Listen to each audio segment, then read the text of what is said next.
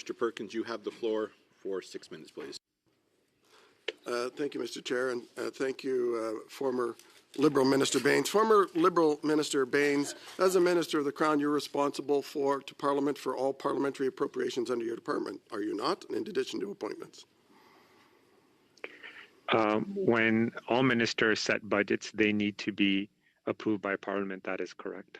Right, you're accountable for that. So you're accountable for every dollar that's spent that that was allocated. I'm going to ask you, first of all, about your appointment of the chair, Annette Verschuren, who at this committee said 3 times that she didn't apply, that you phoned her twice to ask her to serve. And then, point of order, Mr. Chair, she applied after that. Sorry, not Mr. a point of debate, Mr. Hold on. I do have a point of order. I do have to hear. Okay, we'll start all over again then. The point of order. Yes, Mr. Duray. the particular person he's talking about has corrected the record. Has corrected the record in writing. Thank you so much. No, she hasn't. Well, no, she hasn't. Okay. No, she hasn't. If you will listen. Okay, you will get the gentlemen, answer. So stop. This is clearly a point of debate. No, it isn't. I'll just remind the government members that I don't. You're a government member. I don't like needless point of orders on either side. So my point, though, is not to highlight that it's a government member issue. It's not. It happens occasionally on both sides when debate gets heated. But you always have the immediately right of reply after Mr. Perkins. It is you, in fact, Mr. Drouin. And I hope that if you extend, in your side, courtesy on the official opposition, they will do the same. And if they do not do so, I will censure them as well. I am going to back up the clock for Mr. Perkins. You can restart your question, Mr. Perkins, not the time, just your question. So I'm backing up the clock, not from the top, but you can start your question from the top. He interrupted me before I even got my question. Mr. Perkins, I'm backing up the clock. You have the floor. Thank you, Mr. Chair. Mr. Baines, you phoned, according to Annette Verschuren, you phoned her twice to ask her to serve. Is that correct? Because that's what she said at the committee. As I have stated in my previous I don't want a dissertation on the appointment process. It's a simple yes or no. You phoned her twice, yes or no? As I stated in my previous testimony at industry committee, I reached out to a number of people during my tenure as a minister and asked them to participate in this open, transparent, merit-based. Mr. Perkins, I have a point of order. I've stopped the clock. Yes, please. Thank you very much. I believe that Ms.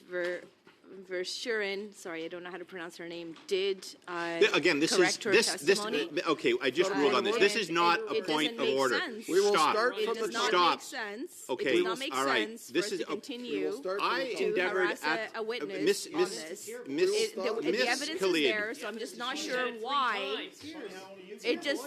She applied after the phone All right, call. Mr. Perkins, Mr. Perkins, and you'll learn something for a change. Mr. Why don't you want to learn anything? Mr. Perkins, I will. Part of the cover-up coalition? Mr. Perkins, I remind you before I remind you should. I take exception to your cover-up. We are going to suspend for a minute.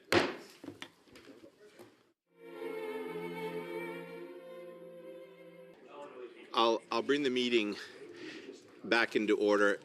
And if I could have everyone's attention, including the official opposition.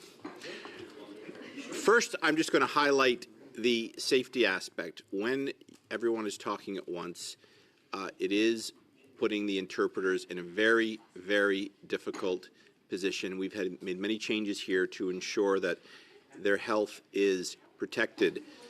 I also want to highlight that Mr. Baines is here for about an hour because of a conflict, which I understand and appreciate him being here. He's agreed to come back. If we continue to go down this rabbit hole and debates that are happening while it's a member's turn to speak, which those items be brought up by an opposing side at a later round, we're not going to get anywhere, and we'll be back. Now, further, I'd committed not to sit next week, but if this devolves the way it is going to devolve, I might reconsider that. Well, Mr. Drouin, you be careful saying that because I We sit a lot in recess weeks, a lot. And your colleagues, I don't think, your colleagues will not appreciate you cheerleading me on calling meetings. No, Mr. Day, I can assure you they won't.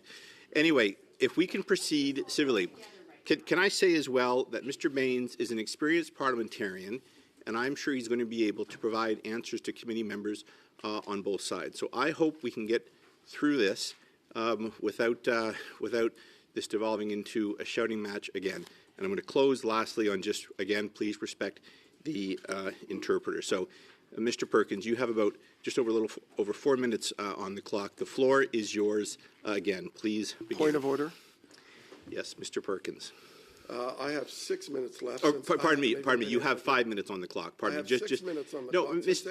They haven't allowed me to get a single question. Mr. Perkins, first of all, you asked a couple of questions about Mr. Baines' role as a minister, what he's responsible for, et cetera, et cetera. I'm not cutting you short. I just want you to know that you've got just over 5 minutes on the clock. The floor is yours, please, Mr. Perkins. Proceed. Thank you, Mr. Chair. Mr. Baines, when I ask a yes or no question, I appreciate a yes or no, not a rag the puck. Yes or no, you called Annette Fisherian 2 times as she testified here in committee. As I had mentioned in my previous testimony, I was responsible for over 100 governor council please recommendations. Answer the question or I'm going to so interrupt I don't you recall constantly. specific Answer the question. Did you phone her twice? That was her testimony. Is she telling the truth? As I said, I don't recall any such conversations taking place. She testified here that 3 times that she was asked by you. Who told you to ask her? As I've said, in 2016, a new appointments process was introduced. It was open to all Canadians, and it's not uncommon for me as a minister. I don't need a recitation of your opening statement again, Sergeant Schultz, saying I know nothing. Look, I'll go on to the next question. Sorry, 2016, sorry, you appointed Mr. Perkins, I do have a point of order. Ms. Khalid, you have the floor. Maybe it's a point of clarification. I believe that the witness here today is Mr. Baines. I'm not sure who Sergeant Schultz or whoever this member is referring to.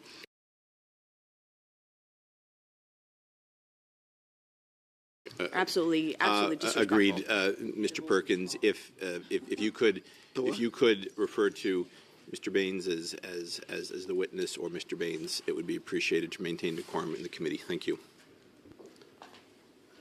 Former Liberal Minister Baines, in charge of the Liberal Green Slush Fund, you appointed André Lise-Matteau in 2016 under your new and clean process, correct? As I indicated in my opening remarks, my responsibility as a minister is to appoint 7 out of the 15 board members. And you appointed her. And while she was on the board and while you were a minister, $114 million of Green Slush Fund money was voted to her companies. And you had an assistant deputy minister in every single meeting. Do you expect Canadians to believe that you knew nothing? Sustainable Development Technology Canada is an arm's-length organization.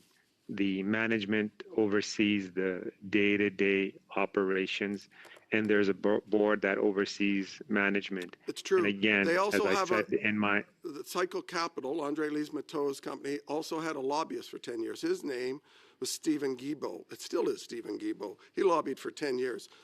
$100 million during those 10 years went to Cycle Capital. He met 25 times with your office and you in the year before he was nominated. Do you remember any of those meetings?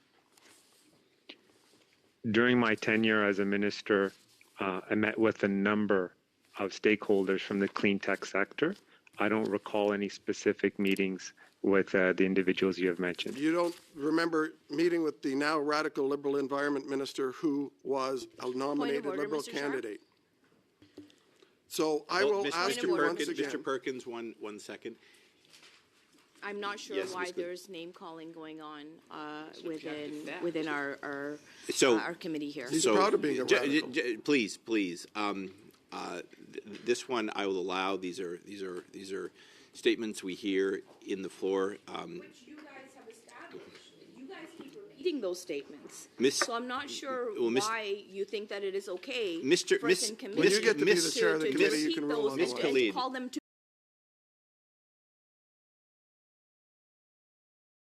be credible, because they are not credible. I didn't.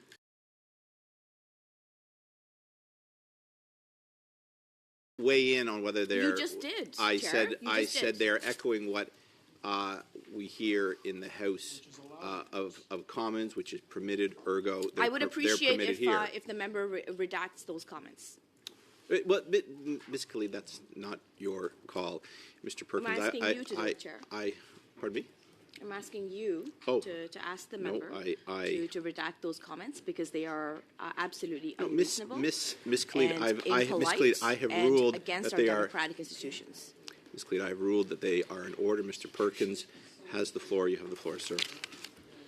So you don't remember meeting with radical liberal Stephen Guilbeault. Do you remember meeting with a fellow named Gerald Butts in those meetings, who was working in the PMO? Since he's listed as meeting with you on this at the same time?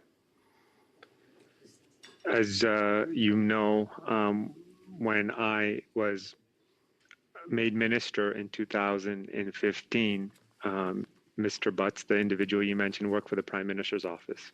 Did he, those meetings were about funding of Cycle Capital Fund 4.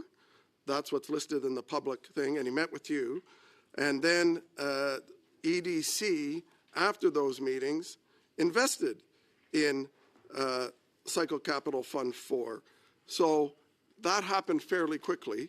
Do you remember having those discussions about having Gerald Butts and the now radical environment minister lobbying you to get funds for Cycle Capital, whose founder was on the board that you appointed, from EDC? As I said before, Sustainable Development Technology Canada is an arm's length organization. And as you mentioned at the beginning, budgets are approved through the parliamentary budget process. So on October 19th, only 14 days after some of those meetings, EDC announced $145 million for that. So you don't recall any of that, just like you didn't recall anything when you were at Industry Committee. Is that correct? Could you repeat the question, please? No, I won't repeat it again. You approved, one of the last things you did as minister was approve, after all of this corruption, you took forward another $750 million for the Green Slush Fund, which was announced a month before you left the job to go work at CIBC and now at the most expensive cell phone company in the world, Rogers. So can you tell me, Point of order, with Mr. all Speaker. that corruption Point of going order, on, Mr. why did you Speaker. seek $750 million of more taxpayer money? Relevancy, the member who is come on. before us is not about here to answer about his future life, but here to answer about SDTC. Well, if you get the So- wax out of your ears, you hear that I asked about okay, the okay, $750 million approved by Cabinet that he took for On the the Green same Slush point of Fund. order, Mr. Chair? Perkins, your actions are just encouraging them to be belligerent to the chair as you're being belligerent to the chair. I would ask you to cease and desist when a point of order is called. Mr. Drouin, the same goes for you, Mr. Drouin. I allow members on both sides latitude to probe. There is no question of relevance here. Mr. Perkins, Mr. Perkins was, Mr. Perkins is, just let me finish. Mr. Perkins is, as all members are entitled to ask the questions in the manner they please, but his question is clearly, from what I can see, going in the direction of the topic we're studying. Ms. Khalid, do you have a point of order?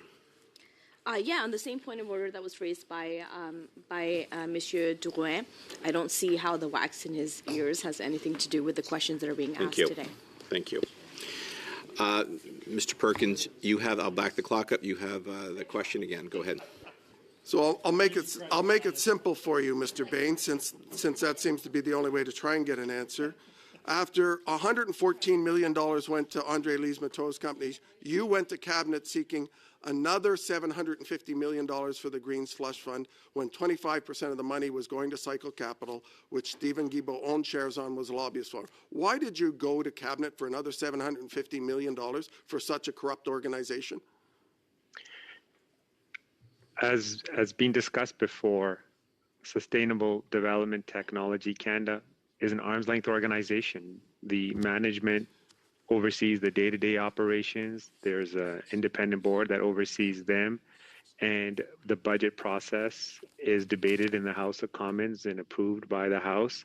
And these monies are allocated to promote and support the clean tech sector. Chair, I think this witness is in contempt of this committee since he refuses to answer a question and keeps repeating his either written PMO Point of order, Chair.